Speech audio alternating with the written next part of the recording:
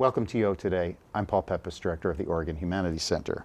My guest today is Janet Dewart Bell, a communication strategist, social justice advocate, activist, executive coach, motivational speaker, and broadcaster. She's the author of Lighting the Fires of Freedom, African American Women in the Civil Rights Movement. Bell is also the widow of Derrick Bell, former dean of the University of Oregon School of Law. She spoke at the U of O, along with Duke Law Professor Guy-Uriel Charles on February 10, 2020. The event was a collaborative effort combining the School of Law's annual Derrick Bell Lecture with the African American Workshop and Lecture Series, sponsored by the Office of the President and facilitated by the Division of Equity and Inclusion.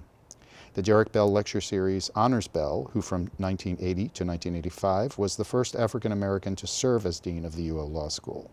He wrote extensively about race in the United States and challenged academic institutions he served to commit to diversity, including the U of O. Thanks, Janet, for coming on the show. My pleasure. Thank you for having me.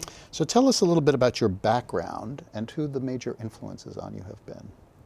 Well, my background, I was involved in the Civil Rights Movement, of course, but I grew up in Erie, Pennsylvania, small town America. And that really shaped my life a lot. My mother is the biggest influence in my life. The second biggest influence was Derrick Bell. My mother was born in rural Arkansas. Her formal education ended at grade 8 because the nearest high school for black students was 100 miles away in Little Rock. And she obviously became passionate about education. And so she passed that on to her children. She was my greatest influence, not only for the passion for education, but her love of humanity and the way she felt that you had to be committed to make a difference in this life. Say a little bit more about how, I know, for example, when you decided to become active in the civil rights movement, you left the university to do that. Yes, my mother was not entirely happy about that, but she was totally supportive. And so much so that she bought me a car to use that was more expensive. It was a used car, but it was more expensive than any car she ever owned. But that's how committed she was to social change, and to me. So I think I'm already beginning to get a sense of how you might answer this next question, but what inspired you to write Lighting the Fires of Freedom? The stories of the women, African American women, are not really elevated. In fact, the story about Black history is something you have to really reach out to find out the complexity of. It's more complex than every February for Black History Month, they roll out the sort of top 10 favorites. And even with those, you don't know. So you have Martin Luther King, of course, and Fannie Lou Hamer. Some people do or do not know about her. And Rosa Parks. And what I've discovered is most people, if they know about Rosa Parks, they think of her as this a tired seamstress who one day got tired and sat down on a bus and refused to get up. That was so far from reality. She was a trained activist. She was the secretary of the local NAACP. And secretary in those days during the Civil Rights Movement did not mean you were taking dictation. It meant you were investigating things like lynchings and other kinds of murders. She was a rape anti-rape activist. She investigated those kinds of incidents too, long before Me Too and she was such a full person. And the stories of the women that I tell, because of the space, I'm able to hint at their complexity. But even there's stories beyond that. And so I just wanted to tell the full story. I wanted to tell the full story of my mother. She's not one of the chapters in the books. I will get to a book about my mother, however, because her life was limited because of her educational background or lack thereof, but she managed to live a full life. She was self-taught. When you see the movie Hidden Figures and you see where they're writing all those formula on the blackboard, my mother could do that in her head.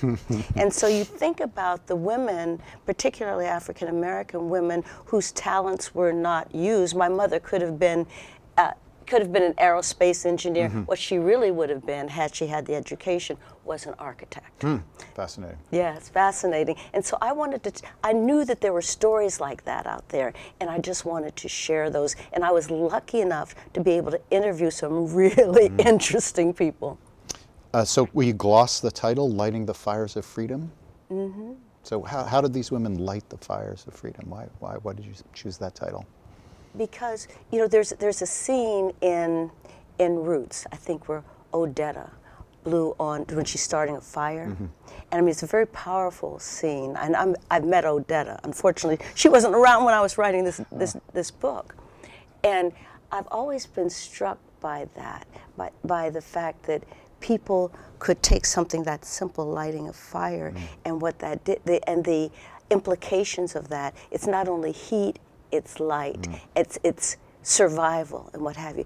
And what these women did, they were servant leaders personified, and they did not do what they did for themselves alone. I mean, they certainly had self-interest in this, but they did it for the community, and not just the Black community, they did it for everybody. So that's the story of Black women's involvement in social justice movements, is that it's really intersectionality, and it's really, it's a sense of, you have a cultural grounding, but that cultural grounding, it's like my Jewish friends, the fact that they can embrace that tradition means that they're able to go outside of that tradition as well and bring other people in to build bridges, not walls. So why do you think the women of the civil rights movement have been underappreciated or overlooked? Well, I think it's in general, it's women have been underappreciated, and you see even the coverage of women today. I'm on the board of the Women's Media Center, and we produce an annual document called Name It, Change It, and one of the things that we talk about is the disparity of coverage of women, and so that's historic, unfortunately, and it's historic on the undercoverage of African American men, even with the coverage of Martin Luther King. I'm not sure we know the whole story. If they had told the whole story about Martin Luther King in a way, they would have also told about how Coretta Scott King, who was actually more progressive than he when they first met, a graduate of my school, Antioch University, how she and he were really co-partners. And so for her to carry on that legacy, it wasn't just his legacy, it was also her legacy. And I was glad to see in the last few years, people are acknowledging that, even her daughters are speaking out more about, well, this is what my mother did as well. So it's going against the grain of the omission of women from history, the omission of African Americans from history, and trying to correct the historical record, because sometimes when it's mentioned, it's distorted. So you want to bring it into a reality, because I think that is instructive for all of us. So how did you choose the women that you decided to focus on in the book? How did you select them? I wanted to be representative in certain ways. I wanted to have some people who were relatively well known and others you may never have heard about, but who represented a group of people. They represented a lot more than that. So let's start with one of the women that you focus on who's well known, or among the most well known, which is Myrlie Evers. Yes. Tell us about her. What should we know about her that we probably don't know? Myrlie Evers and her husband, Medgar Evers, were natives of Mississippi. Myrlie Evers married, I always call them formally Mrs. Evers. I never call her Myrlie, but for purposes of distinguishing them, I'll say Myrlie and Medgar. And Myrlie married Medgar when she was 18 years old, and he was eventually appointed the first field secretary of the NAACP in Mississippi. That's a very dangerous job. When he was hired, he negotiated a paid position for Myrlie as the office secretary. Now, I've told you about Rosa Parks. Secretaries were not sitting around taking notes. They were planning rallies. They were investigating murders. They were hosting visitors. They were doing all these things. Myrlie Evers is just one of the most courageous and beautiful people in the world. I say that people who saw her give the invocation at President Barack Obama's second inauguration probably had no idea what she had endured.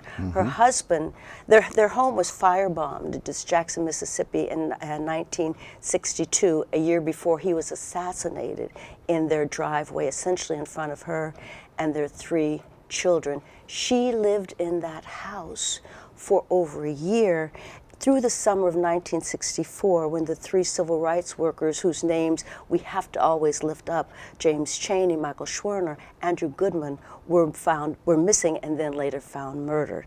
And after that, she moved to California, where she rebuilt her life. At age 31, she went back to college with three small children, three small fatherless children, working full time, and then graduated from Pomona College. And to this day, she's such a beautiful person. She pursued the justice for her husband. It took 30 years for juries to convict this guy. I don't say his name. Everybody knew who did it. It's like even if you commit a crime in daylight, it's still a crime, you know. And so it took 30 years to achieve a conviction for him.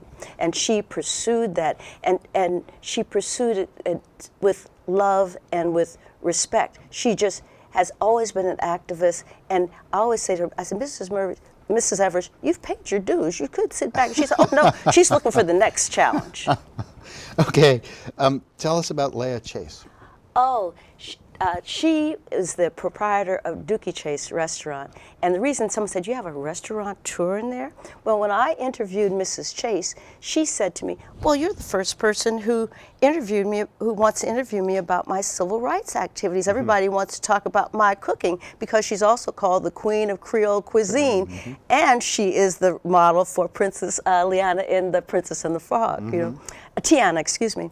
And at any rate, Mrs. Chase, the reason she's in the book is because she and her late husband were hosts of civil rights workers, the workers from the Student Nonviolent Coordinating Committee, Martin Luther King, Thurgood Marshall, and others. And remember, this is in civil rights movement, and they defied all the segregation laws. Their business could have been shut down at any moment.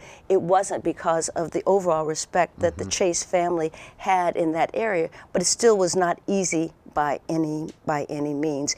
And when she died last year, I believe it was, I was really pleased to see that they highlighted her civil rights activities, because that was so important to her. But talk about someone with true grit. She died, I think, at like 95, something like that. And she, when her restaurant was almost destroyed during Hurricane Katrina, she lived in a FEMA trailer while they rebuilt her restaurant. But she refused to leave that area, because that's an area that she wanted to lift up. She always wanted to give the same kind of elegance and service to the black community as she had found as she had been working earlier in white restaurants. She said, I want that, to share that. And she was also a person, when I talk about servant leadership, when other people had problems or had difficulties, she reached out to help them. She was just wonderful. So she lived to be a very advanced age, as you said. A couple of the women that you interviewed have passed away in the interim, but most of them are still going strong. They are. And I think one of the oldest is Gloria Richardson. Yes, in her mid-90s. So tell us about her. I found her story really fascinating. Well, Gloria Richardson became involved in the civil rights movement in Maryland, Cambridge, Maryland, because her daughter was involved. Her daughter and her daughter was a teenager with her teenage friends, and Gloria Richardson wanted to help her daughter. And the fact is, she was so militant then, her daughter asked her not to be on the line, because they would have these picket lines, and Gloria Richardson, who has a wicked sense of humor sometimes, would trip white people as they're walking by. And her daughter said, Mom, you can't do that. We are nonviolent. And so that shows you the kind of energy and also kind of a little bit of a tease that she is. But I interviewed her, and we were watching television, and we were watching one of the many, unfortunately, murders of young black people in this country, and she was still as articulate and as angry as she had been. And she and even now she has Facebook where she talks about current issues. She's very current, and she's just a wonderful person. At one point, she was so militant because she personally does not believe in nonviolence, but she believes in nonviolence as a tactic, and she also knows that if you are not nonviolent, particularly if you're black in this country, you will be killed. I mean, can you imagine a couple of weeks ago there were armed people walking through the state capitol in Kentucky, armed white men. Can you imagine had that been young black men doing that? What the scenario would have been. So she adopted nonviolence as a tactic. In fact, she was so militant with her talk that she was called the Lady General of Civil Rights. And she wears that title very proudly to this day. So the last one I'm asking you to talk about, not because she's any more worthy than any of the others, but it's because I think her case is really an interesting one, and she's a name I think most people do not know. Okay. Is Gay McDougal. So tell us about her. Well, thank you, because that was the other part of the book for people who are not as well known. Gay McDougal was the first African American student at an all-girls college outside of Atlanta, Agnes Scott College. For 2 years, she was the only black student. Can you imagine that? And after 2 years, she said, I gotta go. So she transferred to Bennington College, where she got her undergraduate degree. She later went to Yale Law School, but she became not only a civil rights activist, but a human rights activist and advocate and leader. I have to stress that she led the anti-apartheid protests in Washington, D.C., and most people do not know that. She was so influential, and she also was there for the first election and helping oversee the first election of the president of free South Africa, the great Nelson Mandela. Mm-hmm. When he voted for the first time, there was this very slight woman next to him at the ballot box. And that woman is Gay McDougal. And that photograph is in your book. It is in my book. There are photographs of all the women in the book, but during the time of their civil rights involvement, and then later pictures so that you can see how they fared, you know. And what I say, people are always amazed. They say, my goodness, particularly there are other people that we don't have a chance to talk about. And they say, well, how do they look so great in that? And I they all look great. They do. It's true. And my flippant response is, oh, that's what a lifetime of social justice activism will get you. Were there any surprises you encountered while you were interviewing them? I think, with the exception of people who really were workers, I think it was the gentleness of them. I mean, I don't know why I should have been surprised, but I was. Someone asked me what about empathy? I said, oh, they had that. There was no question about that. So, but it's the gentleness, considering that many of these women have had guns pointed at their head, and things that we can't imagine, and have seen things that we would not have experienced, and thank goodness did not have to experience. But they bore the burdens of the struggle, and that gentleness, and to still be hopeful. You know, Brian Stevenson, the great Brian Stevenson, who now people are hearing about because of the film Just Mercy. Brian says that hopelessness is the enemy of social justice, and these women embody hope. And really they shine a light on what it is we should be when we're talking about becoming our best selves. So the chapters are all spoken in the first person by each of your subjects. Yes. And you chose to omit the questions that you asked them. So why did you choose that, make that decision? Well, I had asked them similar questions, but not the same questions. And I thought that I have an introduction to each chapter, as you know, but I wanted to get through the introduction, get the facts out of the way to really get to their voices. And I think their voices really tell the story, that they can tell their own story better than I can. So my challenge was to take what in some cases were a lot of hours of interviews, to condense those down and to maintain the essence of what they said, and to really preserve some of the very rich quotes that they had. And during the editing process with with my editor, there are some things that I had to explain to my editor because Gloria Richardson, for instance, talked about those sedity black people, and my editor struck that out. I said, and then I said, no, you have to keep that in. It's in the book. And then she said, well, then you have to put a footnote. So I had to explain. But I thought in context, people could understand what sedity meant. But there were things like, there were phrases like that. And when Mrs. Chase talks about, you know, sometimes when you make a decision, you just have to bam it down. You just have to bam it down. And that kind of language. And when I showed everybody, because this is not a gotcha book, this is a love letter. Oh, yeah. I love everybody in this book. And so I showed everybody the interview, praying that they would not ask me to change it. When I showed a couple people, they said, oh no, that doesn't sound as articulate as I want. I said, it sounds beautiful, and it is articulate. It's the way people speak, and it's your special inflection. So I begged people to please let me keep in the way they talk, so you see their different cadences, and the way, so you get regional flavor. Someone like Mrs. Chase, who was born and raised in Louisiana, someone like Mrs. Evers, who was born and raised in Mississippi, who's very formal. So her language is much more formal than other people might use. So anyway, they allowed me, they trusted me enough to keep that in there, and that's a trust that I honor. So, what are your hopes for the impact of this book for today's activists?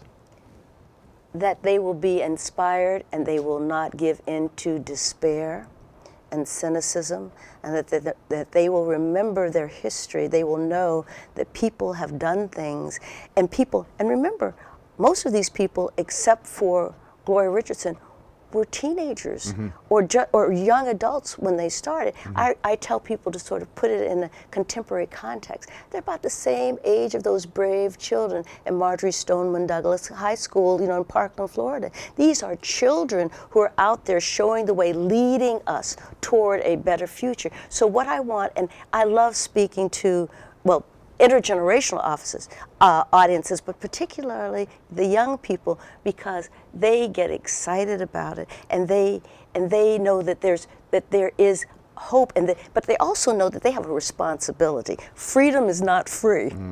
People paid for our right to vote. People paid for that, and it's now we're passing it on to you to carry on. But we're not leaving you alone. We're bringing you with us.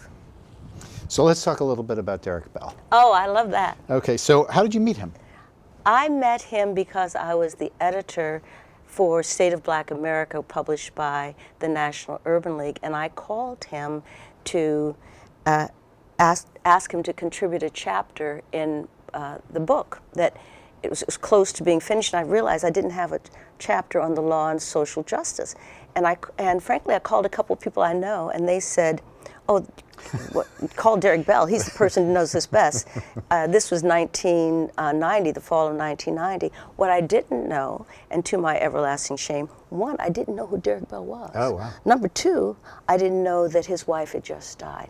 Now, there's some people who question that, but both Derrick and I have written about that, and that is a true story. And so when I called him and I asked him if I could write if he could contribute a chapter to my book, in those days you could call the operator and they'd put you through. And so he answered the phone himself, not at his office. I called him at home. I'm a New Yorker, what can I say? And so I said, Professor Bell, this is Janet Dewart from the National Urban League, blah, blah, blah. And I ramble on, I need you to, and there's this pause. And he says, I'd like to help you, but you know, my wife just died. And I went, oh I said, God. sir, I said, please forgive me. I did not know that. I said, please forgive me.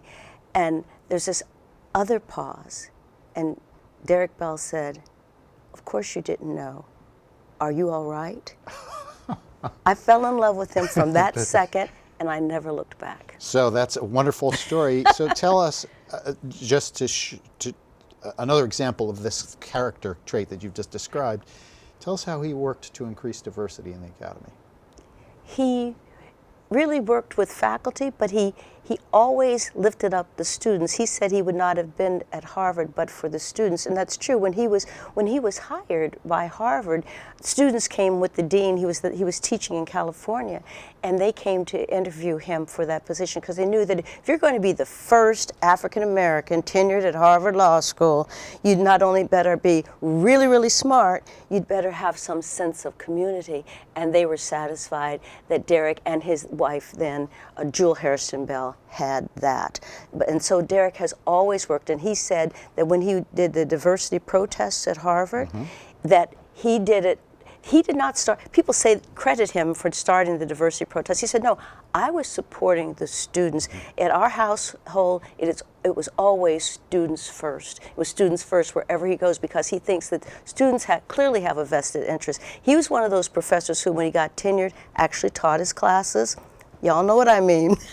There's some who get tenure so they can do anything else but teach. But he loved teaching. He taught the week before he died. So we have only a couple of minutes left, Okay. so this will probably be my last question.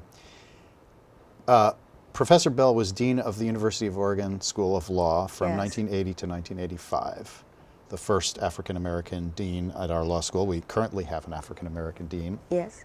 a woman. Yes. What precipitated his departure in 1985? Well, it was the fact. Well, first he came here with great expectation and high hopes, and he loved Eugene. But what precipitated his departure was when the faculty voted for appointments. They hired a class of all white men and ignored very qualified women of color. And Derrick just thought that was horrible. And he thought it was not only something that was bad for the university and obviously for the women in particular, but it was an insult to all of the things that he thought that he would contribute to the university. And so he then, Harvard, strangely enough, had voted him back. They didn't have to vote him back. And so he went back to Harvard, where he spent a few more years, and then he went to NYU. But the leaving of Oregon was painful. But he left with having started a scholarship in his name and having started a scholarship for his wife, Jewel Hairston Bell, who worked in administration at the University of Oregon, was very active in the community here in Eugene. So he left on principle and in anger, but not in despair and not in disdain for the university. So he would be very pleased, one, with the Derrick Bell Lecture Series, very pleased with the appointment of an African-American woman as dean, because he always said, when he was appointed at Harvard, he said, I will be the first, but I will not be the last. And he always worked to bring other people in. Well, on that very inspiring note about Derrick Bell, I want to thank you so much for taking the time to speak with us and for sharing these inspiring words about the women in your incredible book, which I recommend to everybody to read. Thank you. Thanks so much for taking the time. Really my pleasure. It was a lovely, lovely conversation. I've been speaking with Janet Dewart Bell, author of Lighting the Fires of Freedom, African American Women in the Civil Rights Movement. She's a speaker in our Derrick Bell and African American Studies workshop and lecture series. The date of that lecture is February 10th, 2020. Thanks so much. Thanks so much for watching.